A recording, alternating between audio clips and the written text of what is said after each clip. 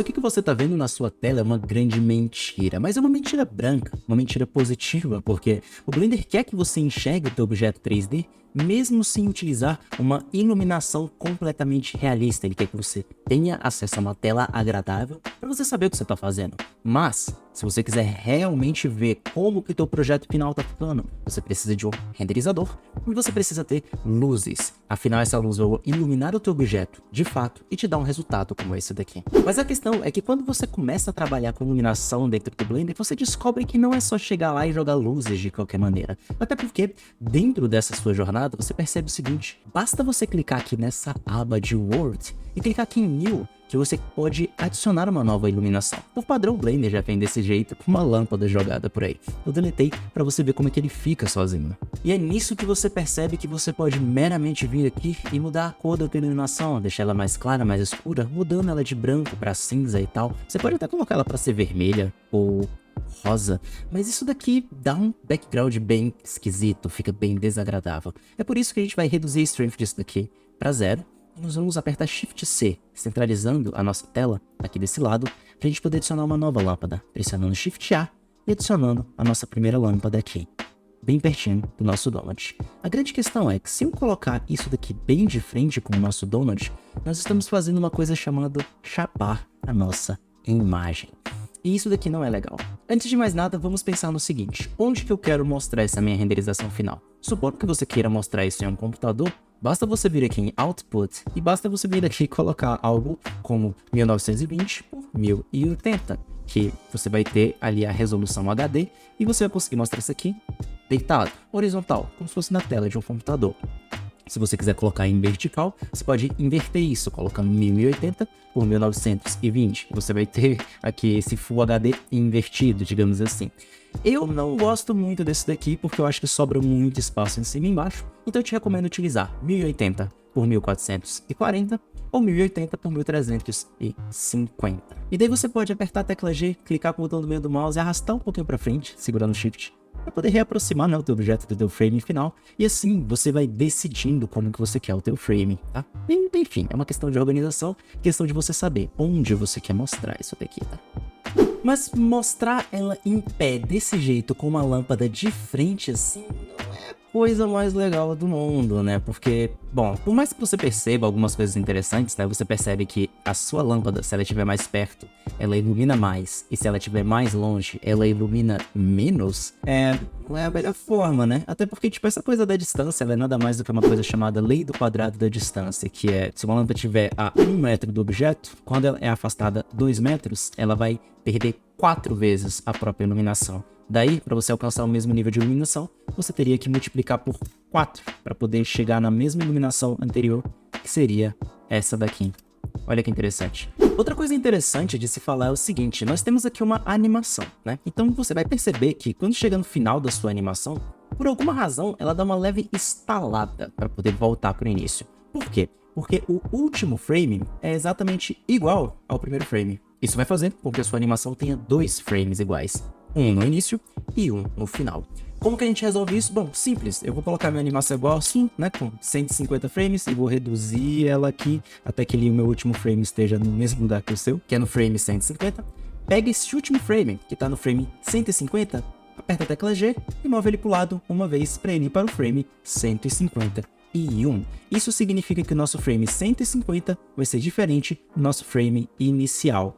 Daí ele vai tirar essa sensação de estalo, porque ele não tem mais um frame igual ao primeiro frame no início da nossa animação, criando pra gente um loop mais suave. Beleza, nosso loop tá bonito, é hora de deixar ele bonito na renderização final. E, bom, não vai ser com uma lâmpada de frente pro teu negócio, como se você estivesse tirando uma foto com flash, que vai ficar legal, né? A pergunta que fica é: por que isso é uma porcaria? Por que fica ruim? A resposta é a seguinte: se eu ocultar o meu donut com a tecla H, vir ao centro da minha cena e adicionar uma esfera, essa esfera aqui, a qual vou escalonar para deixar ela mais em frame, né? E colocar ela aqui para cima. E vamos dar um Ctrl 2, vou dar um Smooth, botão direito, Smooth Shade. Beleza. Essa esfera daqui, ela tá muito difícil de entender que ela é uma esfera. Fica praticamente impossível distinguir se essa esfera ela é 100% redonda ou, tá vendo? Se ela é um disco redondo. É praticamente impossível distinguir.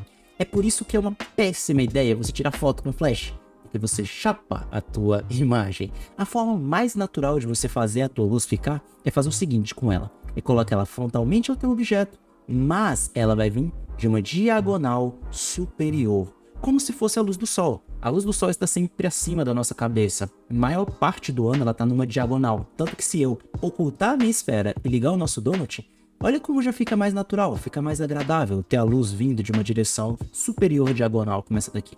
Pode ser na direita ou na esquerda, tanto faz. O importante é que você encontre uma iluminação que seja agradável, que seja interessante, né? Que seja bonita. Se você colocar ela de baixo pra cima, dá uma sensação de filme de terror, uma sensação creepy. E isso é meio uma psicologia nossa mesmo. Exatamente porque nós humanos estamos tão acostumados a ver a luz vindo de cima pra baixo, que quando ela vem de baixo pra cima, a gente pensa, ué, o que tá acontecendo?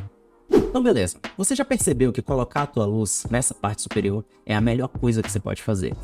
E essa luz, ela é muito parecida com a luz do sol, é por isso que a gente chama ela de luz principal, de luz-chave, ou Key Light. Então vamos apertar F2 e vamos renomear ela para Key Light. Nossa luz principal está colocada, agora a gente precisa de uma segunda luz, porque se você olhar bem aqui, vamos utilizar a nossa esfera como referência. As sombras da nossa esfera que elas estão tão escuras que você não consegue enxergar nada no fundo. Você pode falar, beleza, então eu vou vir aqui no meu Word, vou criar um Word aqui e vou colocar um Word cinza que ele vai deixar essa sombra mais suavizada. Mas você vai estar colocando um tom de cinza em volta da tua cena inteira, o que é pouco direcional e pouco realista. Nenhum estúdio faria isso, sabe? Então eu prefiro fazer o quê? Deixar, nesse caso, que é um render de estúdio, né? Deixar isso aqui em off. Dá um Shift D para duplicar essa nossa lâmpada principal e colocar ela aqui, né, lateralmente. Mas a gente vai vir nas opções de lâmpada dela, nós vamos reduzir a intensidade dela, o power dela para 2 watts. Dessa maneira, se a gente olhar aqui de frente, né, na nossa câmera, você vai ver o quê? Você vai ver que essa lâmpada aqui, ela vai estar suavizando as nossas sombras, deixando a nossa sombra mais agradável. E lembra que eu te falei que a distância da lâmpada importa? Então, se eu deixar muito perto, ela chapa de novo. É quase a mesma coisa que a gente deixar uma lâmpada na frente do objeto.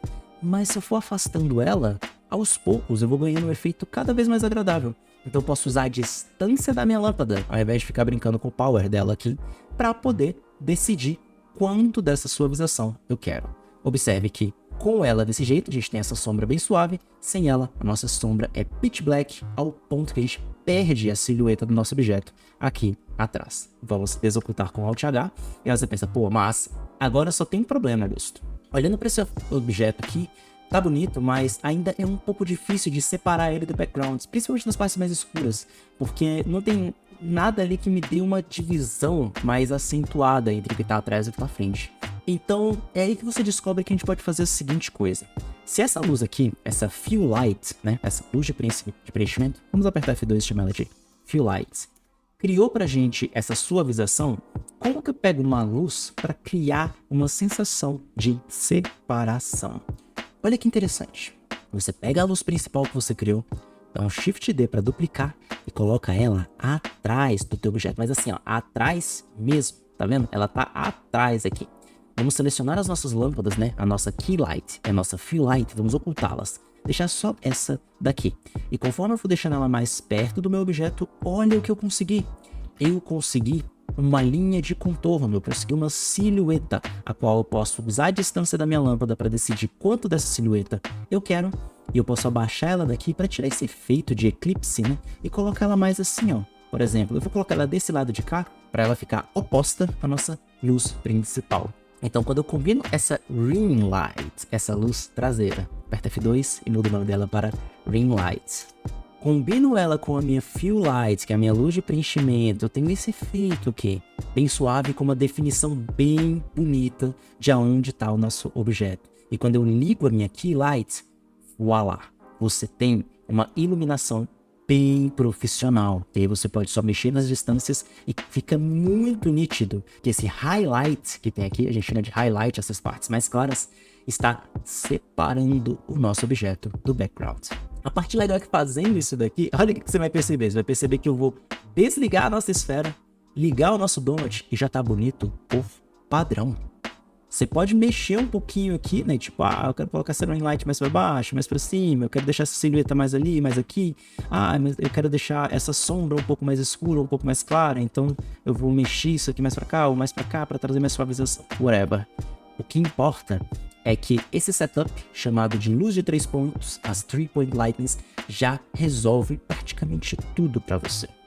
Então, tanto numa simples esfera como essa daqui, quanto aqui no nosso donut você tem o efeito perfeito. Mas, se eu renderizar agora, eu tenho certeza que isso daqui que eu tô vendo, que a outra pessoa vai ver no celular, no computador, em qualquer dispositivo que ela estiver utilizando, a resposta, curiosamente, é não. Porque você não tem certeza de como está a calibração de brilho dos dispositivos onde a sua imagem vai ser mostrada. Então você pode estar vendo uma coisa no teu monitor e quando você mandar para o monitor de outra pessoa, tá completamente diferente. Tá com o brilho todo cagado, tá mais escuro, mais claro.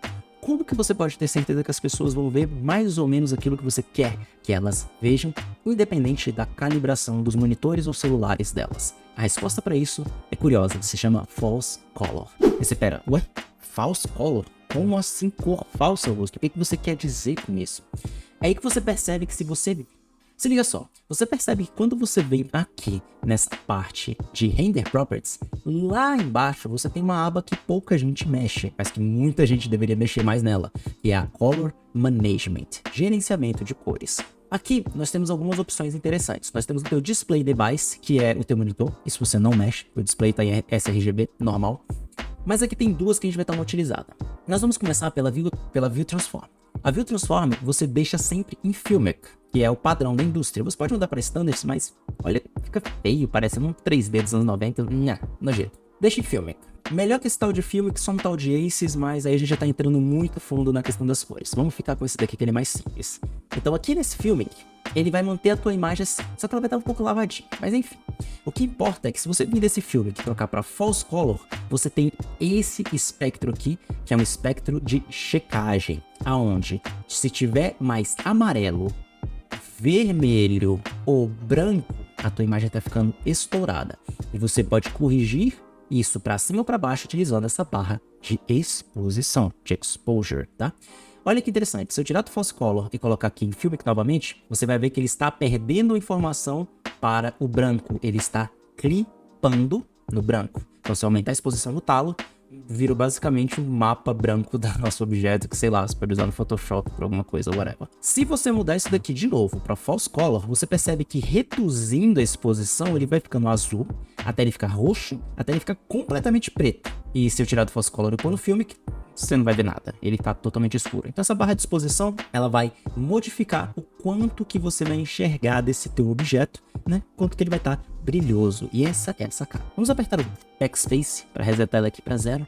E você pode vir aqui agora no seu False Color e pensar, olha, o meu donut ele tá bonito, mas eu tô vendo que ele tá muito escuro, ele tá com sombras muito escuras, muito azuis aqui. E ele mal tá passando do verde. Eu acho que eu posso segurar a tecla Shift aqui, clicar, segurar e arrastar e aumentar um pouquinho essa exposição para deixar ele chegar um pouquinho mais nesse amarelo. E assim dar um pouco mais de vida para esses highlights. Então você pode vir agora no False Color, clicar aqui em Filmic, você vai ver que ele tá mais clarinho. Vamos colocar nosso Exposure em 1, então, para ficar um número exato, né? Você percebe, pô, tá top, né? Tá beleza, isso aqui já era a minha intenção mesmo, mas tá tão lavadinho, tá tão sem contraste, né? Se você vier aqui no teu False Color, você vê que o contraste dele do verde para amarelo é bem pequenininho. Mas colocando ele em Filmic e mudando o look dele, que é o que tá aqui embaixo, o look de None para High Contrast, opa, aí o negócio já deu uma pulada. Você percebe que quando você coloca aqui em High Contrast ou Very High Contrast, você ganha um wow, um pop de cores, né? E aí é que você percebe que quando você muda esse Very High Contrast, esse High Contrast aqui, você também muda no False Color. Então observa, olha como ele sai aqui de um contraste pequeno, né? Deixa eu fechar isso aqui. Olha como ele sai de um contraste pequeno, daqui ó, tá vendo? Para um contraste muito maior nesse High Contrast. E vendo isso daqui, você pode ter certeza de que essa tonalidade de amarelo que tá aqui, essa exposure, essa exposição, mesmo que o monitor do cara esteja em configurações completamente diferentes da tua, ele vai ver a cor que você quer que ele veja. Porque você sabe que isso daqui é o que ele tá vendo. Porque o que pode acontecer é o seguinte, você tá vendo isso daqui, mas é porque o teu monitor tá calibrado de um jeito que faz você ver isso daqui. Então o teu output tá na tela, não tá nas configurações aqui. Aqui nós estamos tendo certeza que esse nível de contraste, esse nível de cores, que essas cores aqui, estão na imagem graças ao false color. Você tem certeza que é esse o nível de cor e contraste que o cara vai ver graças a isso daqui.